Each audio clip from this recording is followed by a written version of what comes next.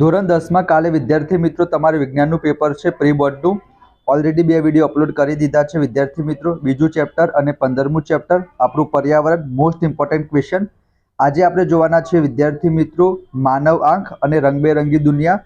આ ચેપ્ટરમાંથી કયા most important question છે, કઈ રીતના લખવા, કયા ક્વેશ્ચનને સ્કીપ કરવા, બધું જ આ વિડીયોમાં હું તમને કહીશ. તો વિડીયોને અંત સુધી જોઈ લેજો અને પ્રથમ વખત જોઈ રહ્યા હોય તો સબસ્ક્રાઇબ કરી દેજો વિદ્યાર્થી મિત્રો. સૌથી પહેલો ક્વેશ્ચન તમારી પરીક્ષામાં પૂછાઈ શકે છે કે માનવ આંખ શું છે, તેમાં કઈ ઘટના કામ કરે છે. તો બહુ જ સિમ્પલ ક્વેશ્ચન છે. 4 પોઈન્ટ તમારે લખી દેવાના. અહીંયા તમે જોઈ શકો છો કે માનવ આંખ એક અત્યંત મૂલ્યવાન અને સંવેદનશીલ જ્ઞાનેન્દ્રિય છે. એ શું કરશે વિદ્યાર્થી મિત્રો? આપણી આસપાસ અદ્ભુત દુનિયા અને વિવિધ રંગો જોવામાં આપણને મદદ કરશે. એમાં વિદ્યાર્થી મિત્રો બહિર્ગોળ લેન્સ દ્વારા પ્રકાશના વક્રીભવનની ઘટના કામ કરે છે. કેમેરા જેવી રચના છે અને આજુબાજુ જોવા માટે, વસ્તુને જોવા માટે સક્ષમ છે. એના પછી તમારે સરસ મજાની આકૃતિ દોરી દેવાની. અહીંયા તમે જોઈ શકો છો નેત્રમણિ, તરલ રસ, કીકી, કનિનિકા, પારદર્શક પટલ, કાચરસ, દ્રષ્ટિચેતા, નેત્રપટલ અને સિલિયરી સ્નાયુઓ જે કીકી અને કનિનિકા, પારદર્શક પટલ અને નેત્રમણિની આસપાસ હશે વિદ્યાર્થી મિત્રો. સરસ મજાની તમારે આકૃતિ દોરી દેવાની. કારણ કે જો તમારું પ્રેઝન્ટેશન જબરજસ્ત હશે તો તમારા માર્ક્સ ઓટોમેટિકલી વ્યવસ્થિત આવશે, સારા આવશે અને અક્ષર ખૂબ સારા કાઢવાના. અને તમારે પોઈન્ટ વાઇઝ લખવાનું છે વિદ્યાર્થી મિત્રો. કઈ રીતના? જેમ કે સૌથી પહેલાં તમારે લખી દેવાનું કે આંખના જે ડોરા એટલે કે આઈ બોલ હશે વિદ્યાર્થી મિત્રો, એનો વ્યાસ હશે 2.3 સેન્ટીમીટર. એટલું પતી ગયું. એના પછી તમારે એક અલગ પોઈન્ટ બનાવવાનો પારદર્શક પટલનો. કૌંસમાં લખેલું છે કોર્નિયા, તો તમારે લખી દેવાનું કે પારદર્શક પટલને કોર્નિયા તરીકે પણ ઓળખવામાં આવે છે. અને આંખની જે આગળનો પારદર્શક ભાગ હશે, જે બહારની તરફ ઉપસેલો હશે, એને આપણે પારદર્શક પટલ કહીશું. ગોળાકાર હશે અને પાત્રો હશે. એના પછી વિદ્યાર્થી મિત્રો આની મદદથી શું થશે? આંખમાં જે પ્રકાશ હશે એ પ્રવેશશે અને મોટા ભાગના પ્રકાશના કિરણોનું વક્રીભવન થશે પારદર્શક પટલની બહારની સપાટી ઉપર. એટલું ખાલી લખી દેશો તો પણ ચાલશે વિદ્યાર્થી મિત્રો. એના પછી કનિનિકા, એનું બીજું નામ શું છે વિદ્યાર્થી મિત્રો? આઈરિસ. તો પારદર્શક પટલના પાછળના ભાગે કનિનિકા નામની રચના જોવા મળે છે, જે ઘેરો સ્નાયુમય પડદો છે. તમે જે સ્નાયુમય પડદો છે એવું લખશો તો પણ ચાલશે. એ શું કરશે? કીકીનું કદ નાનું મોટું કરશે. તો MCQમાં પણ પૂછાય કે કીકીનું કદ નાનું મોટું કોણ કરશે? તો કનિનિકા, જેને આપણે ઇંગ્લિશમાં આઈરિસ કહીશું. અને કનિનિકાનો જે રંગ હશે એ જ વિદ્યાર્થી મિત્રો આપણા આંખનો રંગ દર્શાવે છે. અમુકનો ભૂરો હોય, અમુકનો કાળો હોય, અમુકનો બ્રાઉન હોય, એ પ્રમાણે વિદ્યાર્થી મિત્રો. એના પછી આપણે કીકી લખી દઈશું. કનિનિકાની અંદર મધ્યમાં એક નાનું પરિવર્તનશીલ છિદ્ર હશે, જેને આપણે કીકી કહીશું. પ્રકાશનો જે પ્રકાશ હશે એ કીકીની મદદથી આપણી આંખમાં પ્રવેશશે. અને આપણને ખબર જ છે જ્યારે આપણે સૂર્ય સામે જોઈએ તો શું થશે? કીકી થોડી સંકોચાઈ જશે. અને જ્યારે અંધારું હશે, પ્રકાશ ઝાંખો હશે, તો શું થશે વિદ્યાર્થી મિત્રો? કીકી થોડુંક વિસ્તરણ પામશે. તો એ 2 પોઈન્ટ છે એ તમે યાદ રાખવાની પણ જરૂર નથી, યાદ રહી જ ગયા હશે. અને કનિનિકાનું વિસ્તરણ થશે તો કીકી સંપૂર્ણપણે ખુલી જશે. આટલું લખી દીધું. એના પછી આપણે લખીશું નેત્રમણિ, જેનું બીજું નામ શું છે? સ્ફટિકમય લેન્સ. એ બહિર્ગોળ લેન્સ હશે, પારદર્શક હશે, નરમ હશે અને રેસામય ઝીલી જેવા પ્રોટીનનો બનેલો છે. એના પછી સિલિયરી સ્નાયુઓ વડે જે નેત્રમણિની કેન્દ્ર લંબાઈ આપણે બદલી શકીએ છીએ, એ યાદ રાખજો. અને અહીંયા વિદ્યાર્થી મિત્રો નેત્ર પટલ ઉપર વસ્તુનું વાસ્તવિક અને ઉલટું પ્રતિબિંબ રચાય છે. અને છેલ્લે લખીશું આપણે સિલિયરી સ્નાયુઓ, કે જે નેત્રમણિને એની જગ્યાએ જકડી રાખશે. એને આપણે કહીશું વિદ્યાર્થી મિત્રો સિલિયરી સ્નાયુઓ.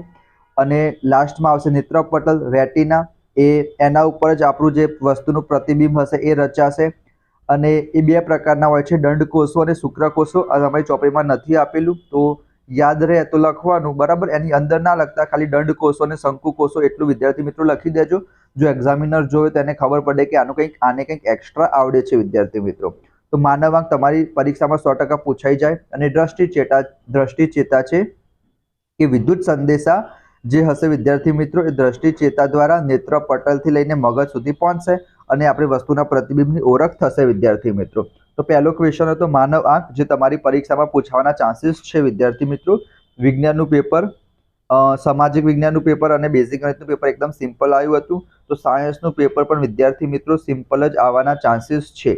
એના પછી બીજા નંબરનો ક્વેશ્ચન છે એ બહુ ઇઝી છે વિદ્યાર્થી મિત્રો. આ ત્રીજા નંબરનો જે ક્વેશ્ચન છે કે સામાન્ય આંખના લેન્સની વક્રતા અને જાડાઈમાં કેવા પ્રકારના ફેરફાર થાય છે. આ પૂછવાના ચાન્સીસ બહુ ઓછા છે, પણ તમે યાદ રાખી દેજો કે જ્યારે દૂરની વસ્તુ હોય ત્યારે દૂરની વસ્તુ જોઈશું તો શું થશે, લેન્સ પાતળો થશે, કેન્દ્ર લંબાઈ વધશે અને પાવર ઓછો થશે અને ઉલટું પ્રતિબિંબ રચાશે.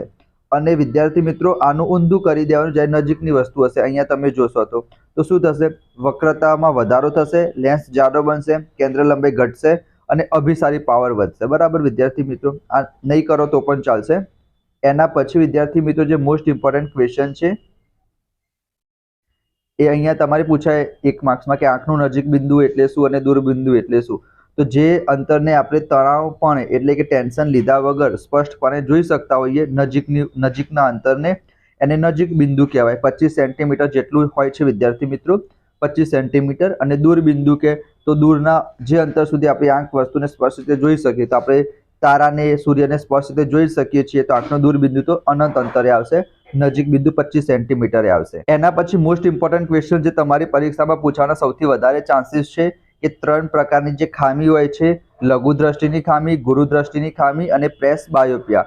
લઘુ દ્રષ્ટિની ખામીને માયોપિયા પણ કહેવાય, હાઇપરમેટ્રોપિયા. તો અહીંયા તમે જો લઘુ દ્રષ્ટિની ખામી જો તમને આવડી જશે તો તમને ગુરુ દ્રષ્ટિની ખામી પણ વિદ્યાર્થી મિત્રો ઓટોમેટિકલી આવડી જશે.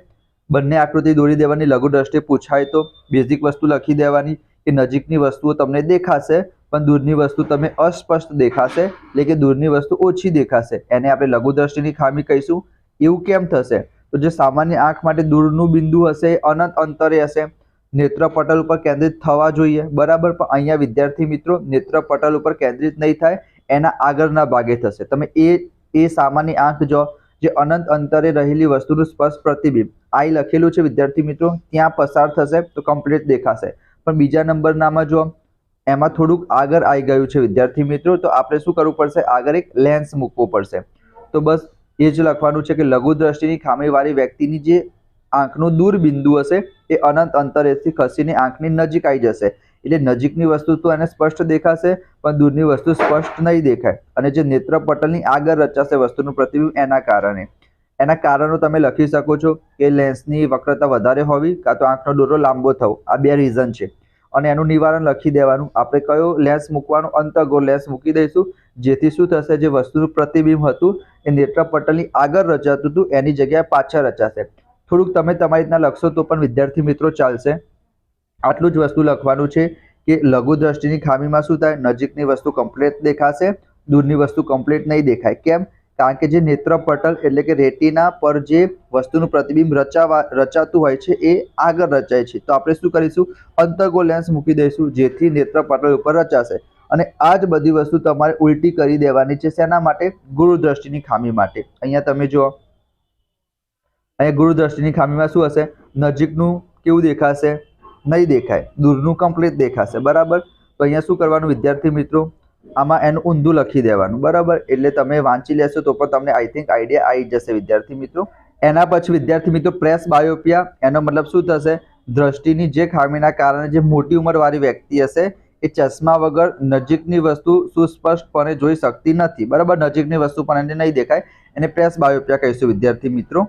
એના થવાના કારણો પણ તમે લખી શકો છો કે જેમ જેમ ઉંમર થશે એમ જે નેત્રમણી હશે એની સ્થિતિસ્થાપકતા ઓછી થઈ જશે, કેન્દ્ર લંબાઈ વધી જશે, બરાબર. તો એના માટે નિવારણ શું છે, તમે જોઈ શકો છો બાયફોકલ લેન્સ આવશે, અંતર્ગોળ લેન્સ અને બહિર્ગોળ બંને લેન્સ આવશે વિદ્યાર્થી મિત્રો. ઉપર હશે અંતર્ગોળ લેન્સ હશે, નીચે બહિર્ગોળ લેન્સ હશે, જેથી તમને નજીકની અને દૂરની વસ્તુ દેખાશે વિદ્યાર્થી મિત્રો. ખબર પડી ગઈ. એના પછી તમારી પરીક્ષામાં પૂછાઈ શકે છે પ્રિઝમ એટલે શું. તો સિમ્પલ વસ્તુ છે, પ્રિઝમને કેટલા હોય, કાચના પ્રિઝમમાં 5 બાજુ હોય, 3 લંબચોરસ હશે, 2 ત્રિકોણાકાર હશે, ઓછામાં ઓછી 2 પાર્શ્વીય એટલે કે સપાટીથી સીમિત હશે, બરાબર, એકબીજા સાથે ચોક્કસ ખૂણે ઢળેલી હશે, એ તમે લખી શકો. એના પછી વિદ્યાર્થી મિત્રો તમારી પરીક્ષામાં મેઘધનુષ્ય વાળો ક્વેશ્ચન પૂછાય છે કે મેઘધનુષ્યના નિર્માણની ઘટના ટૂંકમાં સમજાવો. એ સરસ મજાની આકૃતિ તમે જોઈ શકો છો, સૂર્યપ્રકાશ, વરસાદનું ટીપું છે જે તમને વાદળી કલરનું મોટું દેખાય છે, એમાં વક્રીભવન પણ થશે વિદ્યાર્થી મિત્રો, પરાવર્તન પણ થશે, અને તમે જોઈ શકો છો પ્રકાશનું આંતરિક પરાવર્તન થયું, પ્રકાશનું વક્રીભવન થયું, અને એમાંથી રાતો અને જાંબલી અવલોકન કરતા સમક્ષિતિજ દિશા. જો તમે આવી આકૃતિ દોરશો, બધા આવી આકૃતિ નહીં દોરે, પણ તમે આવી આકૃતિ દોરશો તો તમારી ઇમ્પ્રેશન જબરજસ્ત પડશે વિદ્યાર્થી મિત્રો. કઈ જગ્યાએ રચાશે એ તમે લખી શકો કે સૂર્યની વિરુદ્ધ દિશામાં રચાશે, બરાબર. પછી ચોમાસાની ઋતુમાં તમને દેખાશે, પહેલા વક્રીભવન થશે, પછી પરાવર્તન થશે અને પછી ફરીથી વક્રીભવન થશે. એવું તમારે વ્યવસ્થિત રીતના લખી દેવાનું. અને ઉપર દેખાય છે કે ચોમાસામાં વાતાવરણમાં લટકતા પાણીના સૂક્ષ્મ બુંદો વડે આપાત થતા સૂર્યપ્રકાશનું વક્રીભવનથી વિભાજન થાય છે, જેને આપણે મેઘધનુષ્ય કહીએ. એના પછી આ ક્વેશ્ચન પણ ઇમ્પોર્ટન્ટ છે વિદ્યાર્થી મિત્રો. તારાઓનું ટમટમવું. તારાઓ કેમ ટમટમે છે અથવા તો ગ્રહો કેમ ટમટમતા નથી, આ તમારી પરીક્ષામાં પૂછાઈ જાય તો લખી દેવાનું કે તારાઓના પ્રકાશનું વાતાવરણીય વક્રીભવન થવાને કારણે તારાઓ ટમટમતા લાગે છે. તારાઓનો પ્રકાશ હશે એ પૃથ્વી ઉપર પહોંચશે, એના પહેલા સતત વક્રીભવન થતો આવશે, એક માધ્યમમાંથી બીજા માધ્યમમાં જશે વિદ્યાર્થી મિત્રો, અને જે પ્રકાશ છે ઘનતા વધતી જાય છે. તેથી તારામાંથી આવતો પ્રકાશ પાત્રા માધ્યમમાંથી ઘટ માધ્યમમાં આવતી વખતે લંબ તરફ વાંકો વળે છે. તમારે થોડુંક તમે તમારી રીતના બનાવીને લખશો તો પણ વિદ્યાર્થી મિત્રો વાંધો નહીં આવે.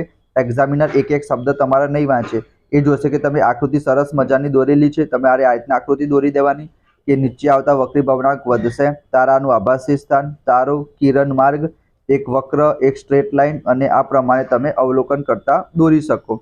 અને થોડાક 2-3 પોઈન્ટ લખી દેશો તો તમને ફૂલ માર્ક્સ એ લોકો આપી દેશે, બરાબર. થોડુંક તમારી રીતના લખશો તો પણ ચાલશે. ગ્રહો કેમ ટમટમતા નથી એ પણ વિદ્યાર્થી મિત્રો તમારી પરીક્ષામાં પૂછાઈ જાય છે. તો ગ્રહો હશે એ થોડાક નજીક હશે, તારાઓની સાપેક્ષે મોટા દેખાશે, તારાઓ દૂર હશે તો નાના દેખાશે, એવું તો તમે લખી શકો. તારાઓ બિંદુવત ઉદ્ગમ અને ગ્રહો પ્રકાશના વિસ્તૃત ઉદ્ગમ તરીકે વર્તે છે, એટલે કે તેમને ઘણા બિંદુવત ઉદ્ગમોના સમૂહ તરીકે ગણવામાં આવે છે. પછી આપણે લખી શકીએ કે જો આપણે ગ્રહને બિંદુવત પ્રકાશ ઉદ્ગમોના સમૂહ તરીકે ગણીએ તો શું થશે, આપણી આંખોમાં પ્રવેશ કરતા જે કુલ પરિવર્તનનું સરેરાશ મૂલ્ય 0 થઈ જશે. તેથી જ ટમટમવાની અસર નાબૂદ થઈ જશે, માટે ગ્રહો ટમટમતા નથી. એના પછી વિદ્યાર્થી મિત્રો લાસ્ટ ક્વેશ્ચન, ટિન્ડલ અસર, એ તમારી પરીક્ષામાં પૂછાઈ જાય કે પૃથ્વીનું વાતાવરણ એ સૂક્ષ્મ કણોનું વિષમાંગ મિશ્રણ છે. ધુમાડાના કણો આવી જશે, પાણીના સૂક્ષ્મ બુંદો આવી જશે, હવાના અણુઓ આવી જશે. તો જ્યારે કોઈ પ્રકાશનું કિરણ આવા કલીલો સાથે અથડાશે ત્યારે શું થશે, કલીલ કણો દ્વારા પ્રકાશના પ્રકિરણની ઘટનાથી ટિન્ડલ અસર ઉદ્ભવે છે, બરાબર. અહીંયા તમે 2 એક્ઝામ્પલ પણ જોઈ શકો છો.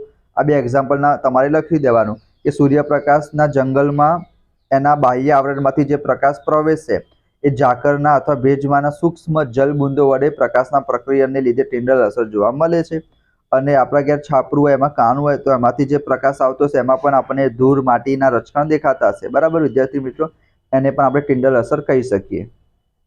અને હા, આ ક્વેશ્ચન પણ પૂછાય છે તમારે, આ તો પરીક્ષામાં આપેલો જ છે, ગાલામાં એસાઇનમેન્ટમાં પણ, કે આકાશનો કલર બ્લુ કેમ હોય છે અને ભય દર્શક સિગ્નલોમાં પ્રકાશનો રંગ લાલ કેમ રાખવામાં આવે છે.